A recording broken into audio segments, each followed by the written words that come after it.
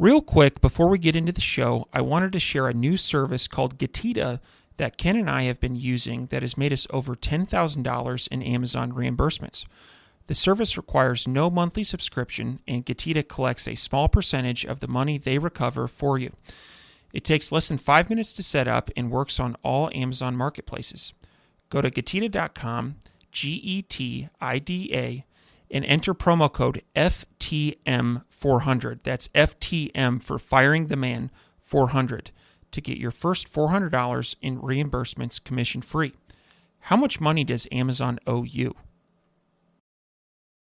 Welcome everyone to the Firing the Man podcast, a show for anyone who wants to be their own boss. If you sit in a cubicle every day and know you are capable of more, then join us. This show will help you build a business and grow your passive income streams in just a few short hours per day. And now your hosts, serial entrepreneurs David Schomer and Ken Wilson. Welcome, everyone, to the Firing the Man podcast. On today's episode, we have the honor to interview John Weberg. John is an American entrepreneur, a top 1% growth consultant, and a business master. After becoming a 2-time self-published author, running 3 separate businesses, and speaking in front of global audiences, his wealth of actionable knowledge is impacting the masses. We are very excited to have John on the show today. Welcome. Thank you very much for the warm welcome. I'm ready to deliver all the value I can, and I appreciate you so much for your time. Absolutely. So to start things off, can you please share with our listeners a little bit about your background and path to becoming an entrepreneur and growth consultant? I absolutely can, and it's not the usual one. As I got started, I debate when I was 13 years old. My dad says when I was around 10. Around 2008, my dad had 2 offline businesses in our local town of about 10,000 people, 12,000 people. They went bankrupt. Our family moved to someone else's basement in welfare apartments. And my dad eventually turned to digital marketing to get our family out of it. I saw much of the Gary Vee, much of the Frank Kern, much of the lifestyle and the bougie stuff you can get being an entrepreneur, living on your own, being on your own, and that kind of lifestyle. And I wanted that. Now, again, I couldn't legally make money. I wanted a piece of that. So around 13, I got started learning. I actually taught my entire classroom to build their own blogs. I had my own blog. I was building subscribers. I was creating content. Very basic, very on a very beginner, horrible level now I would compare it to. But for a 13-year-old, it wasn't too bad. From there, around 15, I could actually legally make money. And I started my first job at Walmart to fund my business. Made about $2-3 grand, saved over a couple of months. Launched my first business, failed miserably, lost it all. But, well, I got to learn some more stuff because I obviously don't know what I'm doing. Went back to the drawing board, started getting heavily into affiliate marketing, saw some success, started focusing on that, scaling that because, something I'm a proponent of is focus on one thing first. And actually, I believe people should start off. You're going to fire the man. You should start off working at your job. Keep your job. Don't just quit. Keep your job. Get your business to sustain income equal or greater than your job, then quit. I didn't do that though. I quit and thought it would go magically well and it didn't. Good thing I was living at home because I was 15, 16. But I kept going from there around 19, 20, started seeing more success, started speaking, started traveling, got into freelancing, started doing my own design services, started doing consulting. And from there, the success just kind of grew and grew and grew to where I am now. Like I said, I do consulting. I have a business I'm launching soon. I do affiliate marketing passively. And I'm very grateful for the journey that my family repeating cycle of kind of poverty and stuff didn't stick, and that things are a lot different for me now, and it's going pretty good. No, that's awesome. Yeah, thanks for sharing your story, John. And I'm sure a lot of the listeners, it's going to inspire them. And so, yeah, I like the hustle starting at a very early age. And so that is good. That there's something there that is deep inside, and it's likely that you were kind of modeling and watching after your father and saying like, hey, this is what he's doing, and kind of, but also I think it's great that you shared with the listeners of your failure. Hey, the first business I launched did not work. Failed miserably. I went back to the drawing board. This is something that we don't hear enough of entrepreneurs talking about, and I think young entrepreneurs that are first starting out, they might have this vision to where the first thing they launch is going to be successful and they're just going to ride off into the sunset. It's not a series of failures. Yeah, not at all. And I think it's because of that grandeur vision, and because it's so hyped, and because there is so much success you see, no one ever sees anything in between the stages usually. And they're sort of following some really small content creator. You only see the millions of dollars, the traveling, the jets, the whatever. So we think that it's when you first get started, oh, that's like you get started and that's the next step is that. There's no in between work, hustle, grind, losing thousands, tens of thousands, hundreds of thousands of dollars, and you name it. I think what drew me through a lot of it was, yes, the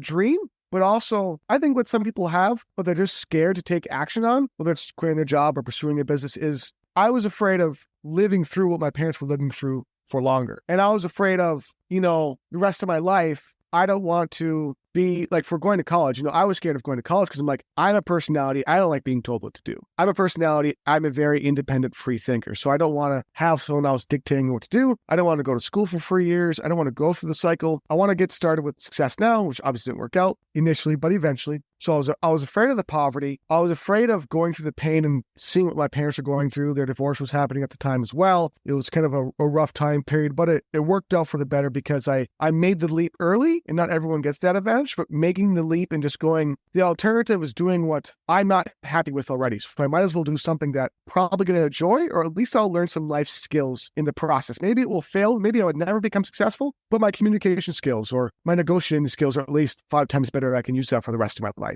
Yeah, absolutely. And I think that you were mentioning it in stages, early stage, successful stage, and then everything in between, I think is where the growth happens. Learn and you fall forward and do all that and hone your skills, build your skill set. So yeah, no, it's a great story. Let's get right into it. What are some business hacks that that aren't commonly taught or talked about? So one of them, that's my favorite. Most people just don't do, but you need to do. It's common practice. I'm going to add a level of, it's not common practice, but I'm going to ingrain it in your audience's ears to actually do it, and then a way to do it exceptionally well. And that is follow-up. Follow-up is the biggest name of the game. Even if you're in e-commerce, whether you're e-commerce or not e-commerce, it doesn't matter. Lead gen and following up with those leads is your first priority. Most likely, again, I believe in e-commerce, that's less of a priority because you're probably sending people direct to the cart, direct to checkout. But if you can gather that lead in the process or before, usually with a giveaway, with a discount, there's a variety of different things you can do with that to make sure you're gathering the lead first. That should always be a priority because the vast majority of people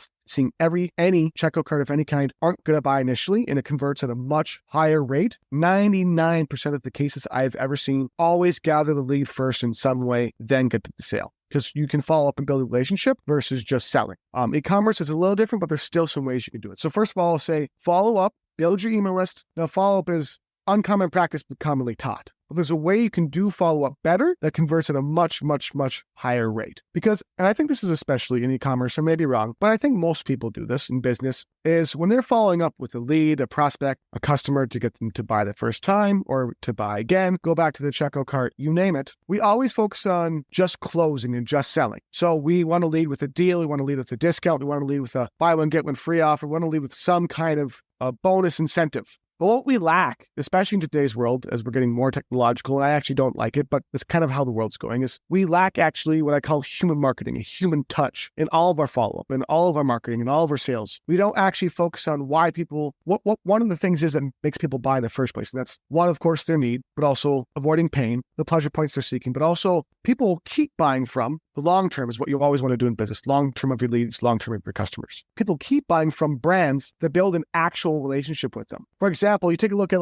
kind of in the e-commerce cycle, you take a look at Purple mattresses. You take a look at some of their ads, take a look at some of their marketing. It's hilarious. The Sasquatches and the mom and the 3D laundry. And if there's anyone who hasn't seen them yet, look up Purple, look up Squatty Potty, look up, I think it's Poopery. Look up a few of these different brands. Look at their very fun, exciting, funny, humorous, personality, human marketing driven ads, their marketing, their lead gen, and their follow-up. And it converts really high and it makes doing business more fun. So with that being said, in your follow-up, and I would even advise in your ads, in your lead gen, anything you're doing, focus on following up in 3 different ways. Enticing, which is the deals, the discounts. Those things are good. You shouldn't stop doing them. We also have educating. So how-to videos of how the product works, how it helps them, etc. All the way to guides, ebooks, resources, training, you name it. That's educating. You have enticing, which is deals, discounts, and you have entertaining, which is storytelling, which is funny stuff, which is skits, which is music videos, the creative stuff that builds your brand, that allows you to scale faster because of word of mouth, and that converts much higher because you're actually building a relationship. When you combine those 3 things, entertaining, enticing, and educating, follow-up, ads, marketing, lead gen, you name it, and you combine them together and use them in unison versus just get this deal, get this discount, use this promo code, you name it, everything converts so much higher. And you're going to see a lot more sales with a lot less leads because you're doing what you should be by offering an amazing deal, but you're also building a real tangible relationship with your audience at the same time. I like those. Those are high level. Absolutely. Sorry,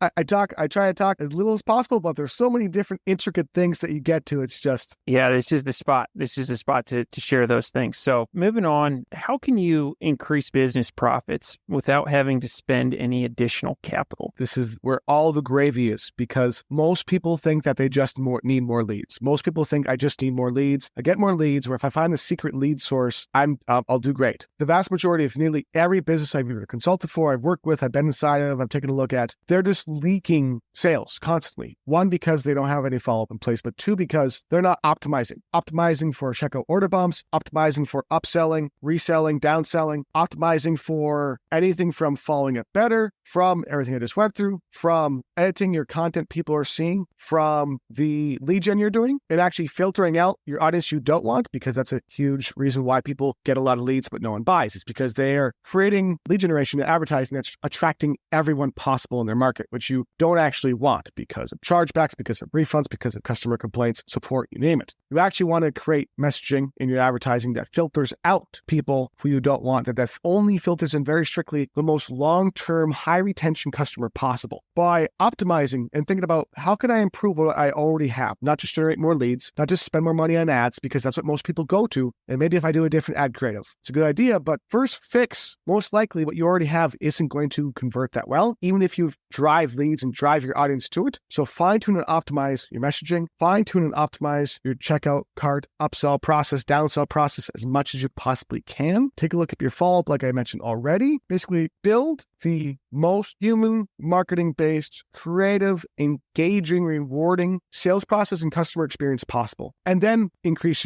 what you're spending on your marketing. But first, optimize, all the fundamentals. And most people don't do this. You create your ads, you create your sales process, you get a few sales, you try to ramp it up, it doesn't work. You try a new ad, it doesn't work. You increase your lead gen, it doesn't work. Most people it's because you do have something that would work, but you haven't optimized it, you haven't fine-tuned it and really made it an enjoyable, high-converting experience for everyone who's going to go through it. So that's kind of a few things people can do, along with, real quickly as well, upselling as much as possible. That's something huge that I don't see enough, whether it's SaaS, whether it's e-commerce, whether it's you name it. People generate their first customers and they don't do anything with them. They don't follow up with them. They don't communicate in any way with them to get them to buy higher priced services, higher priced products. And if they do that, they do it one time with, a couple things here and there, but they don't truly keep selling these other products and services. And the reason when you do that, not just to make money, but to also serve your customers more with other products and services that are actually going to help them. Because your job as a business is to help as much as possible your customers. The more you do that by actually selling more than one thing or a few things, and you keep fine tuning that process, it just converts a lot more. And doing all this, you don't have to spend as much money as you think on your business when you're creating the best process possible first. Follow-up question here. You talk a lot about fine-tuning and identifying areas where you're weak to improve them. Is there a metric that you're looking at? Or if somebody has a D2C website and, they've set up their initial pages, their checkout process, how do they identify what areas would yield the best results in terms of I should focus on my checkout process or upsells? So there's a few main ones that I'm mostly concerned with that I think are the biggest priority. The first one is lead to sale conversion rate. The lead you are generating, or if you're more, e-commerce-ish, view to sale conversion rate. You want to get that as high as possible, along with your customer retention, which is the king of all. That's the most important to me. The king of all profit is how long you retain and get people to buy again and again and again and again. So that's the second one, which is probably the most important. And also, again, probably upsell resellability. So your sale to resell conversion rate. So lead or view to sale conversion rate, your percent of people who buy initially who buy a second time, because that leads to more and more sales, way more lifetime value of customer, higher customer retention, everything else too. And then just your overall customer retention. How you improve these metrics, for example, if you want to improve how much you're generating per customer on average, by split testing your landing pages or what you're directing people to from any lead generation you're doing to the checkout cart or the sales page, you name it, that they're seeing. You want to split test your headlines. You want to split test any checkout cart buttons if you can. Checkout cart buttons are huge social proof next to checkout cart buttons or CTAs is important. Adding social proof wherever you can is a good hack for increasing conversion rates nearly across every part. Follow up your ads, etc. If you want to increase as well customer retention, making sure your customers are getting the most relative and highest quality product and services that help them in the most best ways they want, that are really, really, again, super good quality product and services, that will help with retention massively. Following up more, especially it's more in the agency world, but overall in business. If an agency or someone who's selling high ticket follows up within, I believe it is 10 minutes of someone becoming a lead or a customer, the customer is like 4 times more likely to buy or multiple times more likely to stay a customer. So if, for example, you're running ads, you're having people go through your checkout carts, they're purchasing, even sending just a thank you message within 10 minutes or 5 minutes, or having that automated, which is the best thing to do, having that automated in some way, not just here's your receipt, something meaningful, and you can design that to be meaningful for people, that alone will increase many of these different metrics by far. A lot of it comes down to being creative, doing split testing, accurately tracking. So when you are doing split testing, you're able to see what actually isn't working, and just focusing on how can I make this more engaging? How can I make my entire process more valuable? How can I make my customers feel more listened to, more loved, which is not a word most people, think about. Make your customers feel loved, engaged, and they will be loyal forever, and your business will be extremely profitable, and you'll help a lot of people. I totally agree. That's excellent advice. One question, John, if someone's listening and maybe they have just started in e-commerce and they found a couple of products that they're selling. I always use water bottles. I don't know why, but we'll just say water bottle. And so they found a water bottle and it's selling well, and they want to expand. And so all of what you're talking about is the branding and remarketing and keeping them repurchasing. Now, how would you go about building out a catalog of products that is the same customer avatar? But what is your process on doing that? How to select more stuff that customer would want? Right. So it has to very closely relate to the product in question while be in a upsell or downsell process that makes sense according to the pricing of the original product. So say, for example, we start with a water bottle. If your customer avatar is someone who's drinking a water bottle, maybe you're kind of towards the health and wellness niche. You could kind of assume, it depends on who you're marketing to, but let's just go with you're in the health and wellness niche. You would also possibly assume that they would like some kind of workout gear or some kind of workout optimizing service. Okay, so then you find maybe not directly in e-commerce, other closely related industries, types of product and services you could resell as an affiliate, as a partner, you name it. So I take a look at pricing. So for example, say that water bottle was $7 or $20. I'd want a subscription service probably around $30 to around even $90 or so. That would be another product I could sell them. If I was doing another one-time off, a close related product such as if you're selling a water bottle, if it was some kind of workout gear, if it was something for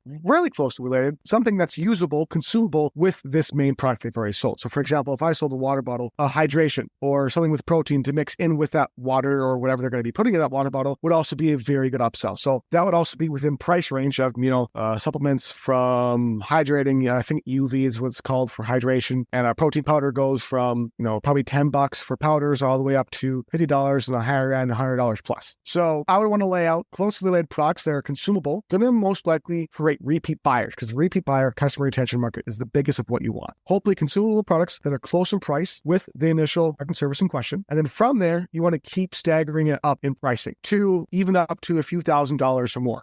So you could go from a water bottle to supplements to powder to coaching service for fitness to a Peloton bike, just throwing things out there. But in general, it could be you can even make a partnership with the gym to refer them customers if you're doing more local. There's a bunch of different things you can do. But in general, stagger pricing, make sure it's in the upsell fashion, and make sure it's reusable, consumable, high retention products is going to be what you really, really want. And then of course, your front end product and services, I think, are the most important, because that's going to be the default customer experience a lot of the time for the rest of whether or not they're going to buy from you is the first interaction they get. So if something's selling really well, you think it's going to be good, you offer it to your audience, you know they're going to really, really love it, find the next close in pricing products and test those out. And then what I would also advise too is test 2 different products. So say, for example, you started off with a water bottle and you want to offer some kind of hydration mix-in or some kind of energy mix-in, coffee mix-in, you name it. Find two closely related, closely priced, and see, okay, if I upsell or resell or send these people from the water bottle or retarget them or you name it to buy one of these other ones, which one converts the highest for checkout and which one also brings in the most repeat orders over a certain certain time period. Least amount of chargebacks, least amount of refunds. Stick with that one. And now you have a winner of two you've tested, and you keep doing that with another higher priced product. Again, use two at once, but test, find the better one, go to the next one, and repeat.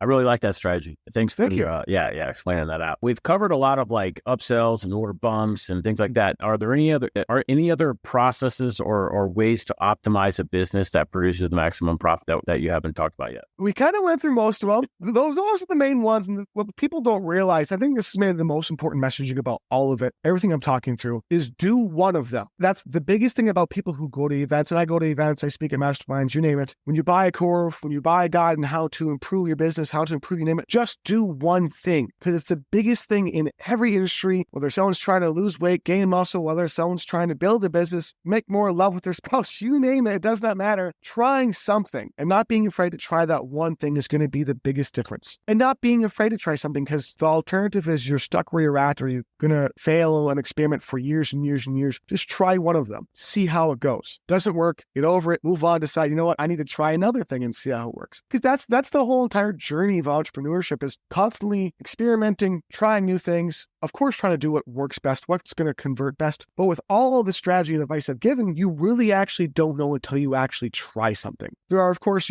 adding an upsell in general, optimizing your checkout carts, following up more. It's going to improve things. So try one, do the next, and keep doing that, because the biggest thing people do is they keep learning, they keep buying new courses. Like I said, they keep on that spin wheel of changing their mindset, changing their things, and trying to learn as much as possible without applying anything. And then nothing happens. And that's the biggest thing I come across when I work with people, is a lot of times they actually know what they need to do to get more leads or to increase the quality of the leads, you name it, but they're not applying it because they go, whether they just feel lazy for a while, or they just are afraid to try it. They don't know what the outcome's going to be. Is if you don't do anything, why did you buy the thing in the first place? You have to try it. And that's kind of the biggest thing, because we've went through so many different things that are going to help people, but mainly try it. Don't be afraid. My biggest thing, I have a phrase, not really a phrase, but something I always live by, is I'm never afraid to ask a question, and I'm never afraid to try something. And again, the reason why is the worst thing that can happen is someone says no, or the thing doesn't work out. The greatest thing that can happen is something absolutely incredible. For example, we won't have to talk about it yet, but with a platform I'm launching, I reach out to some pretty big companies for partners. One, I didn't expect this, but about 50% of the companies reply and answer, which is really great. These are pretty big B2C/B2C deals. And as well, some of them have like a few million customers already. So being able to partner with one of them, if I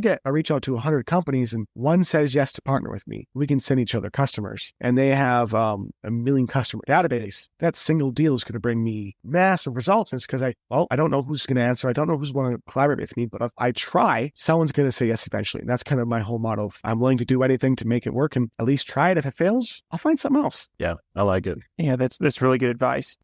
We've touched a little bit on email marketing, but I'd like to spend a little bit more time here. So what are some of the best unknown email marketing practices that you teach? Again, with email marketing, it is the golden goose. Lead gen and following up. Email marketing especially, you can do text, you can do prompts and stuff, and you can do display notifications on the phone. But email marketing is, to date, first of all, the highest converting form of marketing there is. Every year by year, because everyone still uses email. You use it for your job. A lot of cases, you have your work email, you have a social email, you probably have multiple. I have 7 emails. So email marketing is the highest form of follow-up there is, converting form, and it's the most used. Secondly, when you are following up, like we've already went through, the entertaining, enticing, educating, especially with email marketing, is going to convert the highest. There's another level of this.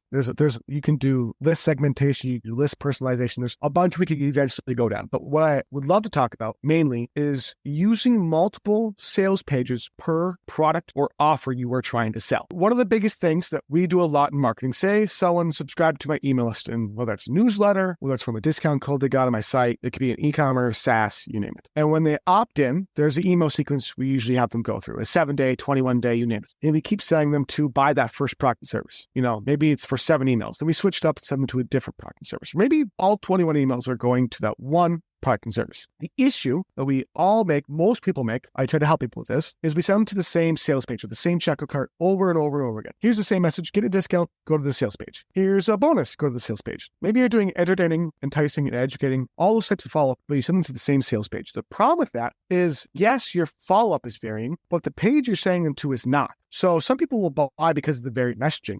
But some people will still not buy because you keep sending them to the same offer. So I advise, and this converts very highly, especially in the affiliate marketing I've done, and this should work in every industry, is you create 3 to 5 different sales pages per offer or per product you're selling. So if you have a lead-in product, for example, for a water bottle or for you name it, I would create 3 to 5 different sales pages. So you have your main sales page or your main checkout cart you're going to direct them to. You split test this, you optimize this. This is what you send your traffic and your lead gen to in the vast majority of your marketing. However, in your follow-up, in your email marketing, you also use 2 or 3 other sales pages that are more hyper-focused on different aspects of relating to your audience as much as possible. So for example, maybe one sales page is just a lot of social proof, testimonials, live people using the product or service. That's all that page is about. And the next page, maybe it's just about the benefits and covering the pain points. You name it, you want to have focused, highly other focused sales pages or checkout carts. If you can create a variety, in some industries it's a little bit harder, but you got to be creative. If you can do this, you will notice that your follow-up, your email marketing, and all of your marketing converts much higher because along with the entertaining, enticing, and educating follow-up and messaging you're using, you're not sending someone to the same pitch. Buy now, this is really cool. Buy now, this is really cool. The 20th time you send someone to that, buy now, it's really cool, that's not going to change their view. Maybe the follow-up will, but if you want it to be extremely effective, use a different sales page with a different focus, and then that entire page is focusing just on, it could be even just one pain point or one pleasure point. This converts extremely highly. If done right, it will see a huge lift in checkout cart orders, in conversion rates, you name it. Because again, your job with follow-up is to build a relationship, sell from a variety of ways that relate to each lead audience member on your list, in your audience, and also to the different types of personalities. Because what we've gotten away from in a lot of marketing and a lot of sales is actually relating to what people relate to, human marketing, and building like no trust with them. And you do that through a variety of follow-up and through a variety of actual sales pages and sales pitches and offers. You're saying to people is you relate to people who are more social, people who want to see social proof. Some people like stats and figures. Some people like seeing the product used. You name it. The more you can relate with them, with your follow-up, with your sales process, with all these different things, conversions go through the roof. Again, try it. Try seeing if you make, I was selling a water bottle. I would make a story, a sales page with the VSL. It could go to a checkout cart. It could go to Amazon. It could go anywhere. But I would send them to a page that just walks them through the story of why, if I made the bottle myself, or I talk with the distributor and find out how they made it, walk through the quality of the water bottle, or walk through a story, shoot your own mini documentary of some woman hiking up a hill, the sun's setting, she's drinking it, and she's refreshed. You know, there's so many different marketing, creative things you can do. Doing this with any product, if you be creative with it, things will convert more, you'll sell more people, and your marketing will actually work, and then you can actually start doing all these things we're talking about, really reinvest in ads, reinvest in growth, reinvest in lead generation, because you're making so much money from your current audience and from your email list that's converting so much higher, you're getting way more profit that you can reinvest in ads and better team members and outsourcing all types of things. Yeah, I like that. That's something I just took some notes down here. I'm gonna test that out and see what happens there. Real quickly before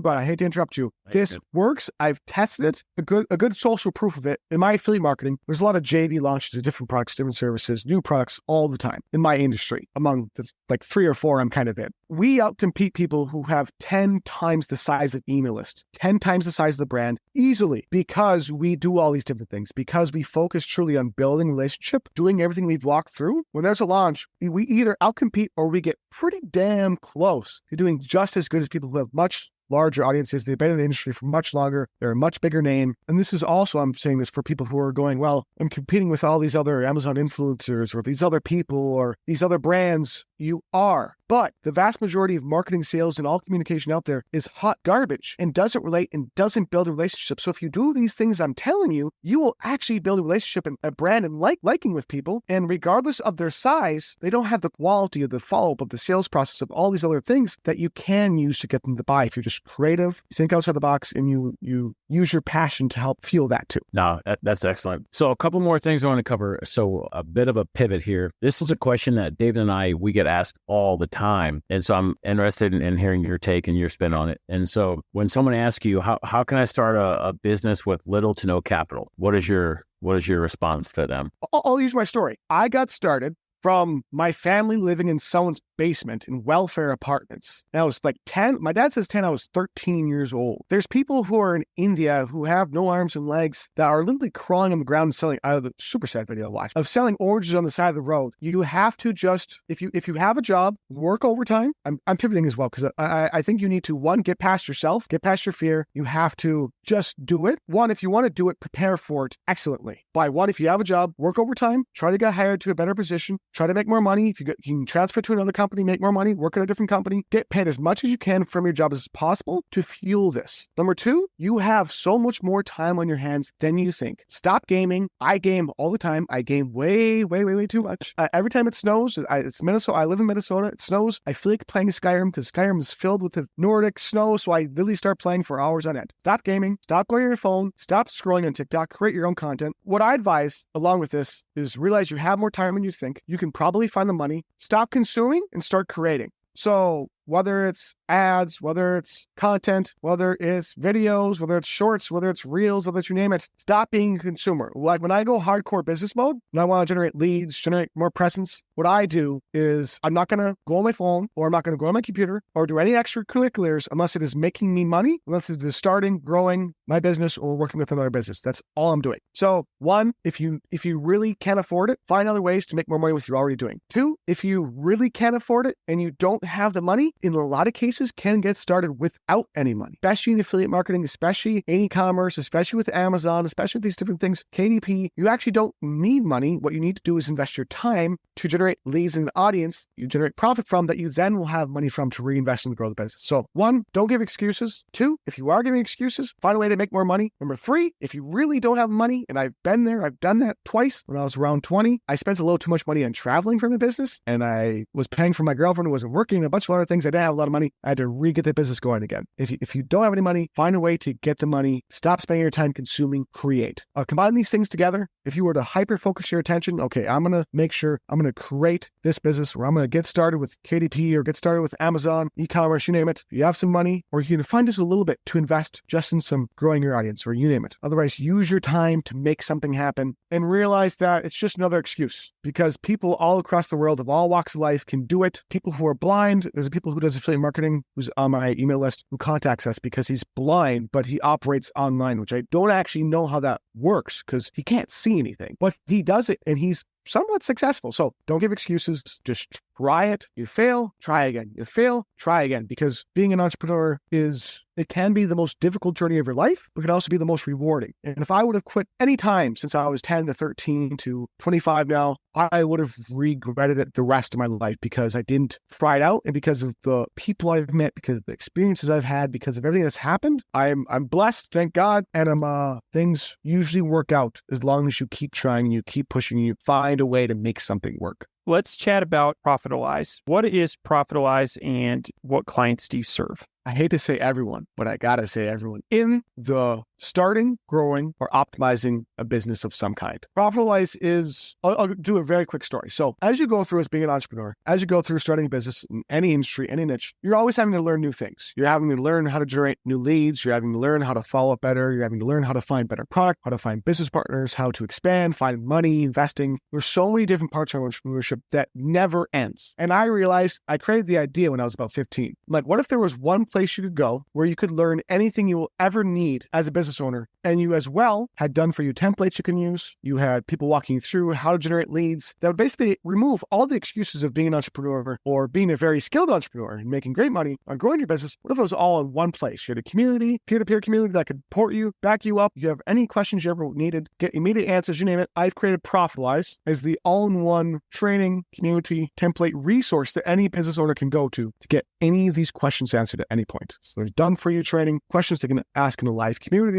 If they want just copy done for you templates for AI prompts for anything, you name it, they can do that. It's just a home. It's a home for all entrepreneurs of every skill level, whether you're a beginner, whether you're an expert. It's the home that I think we need as entrepreneurs because one, there is right now, and there never really has been, a real strong community for entrepreneurs that's like unifying and that isn't competing with anyone. It's all, every type of business working together. And number two, there's never been a place you could go to for all the answers. You know, there's YouTube, which is great. I've learned a lot from YouTube for free. There's a lot from courses, there's a lot from masterminds, there's a lot from you name it, but why not have it all in one single place? Launches tomorrow with something that's happening. So it launches tomorrow. It's going to be something I spend the rest of my life building, because I think if I can serve my need that I had, that every single entrepreneur of every kind goes through, of every business size, whether it's corporate, non-corporate, you name it, I think that would be powerful in the money it can generate, and also in how it can actually help people. That's awesome. Really cool. Thank you. And we'll put, if you're driving, don't try to write anything down. We're going to put all the links in the show notes at the end. So we'll have a direct link for you. So John,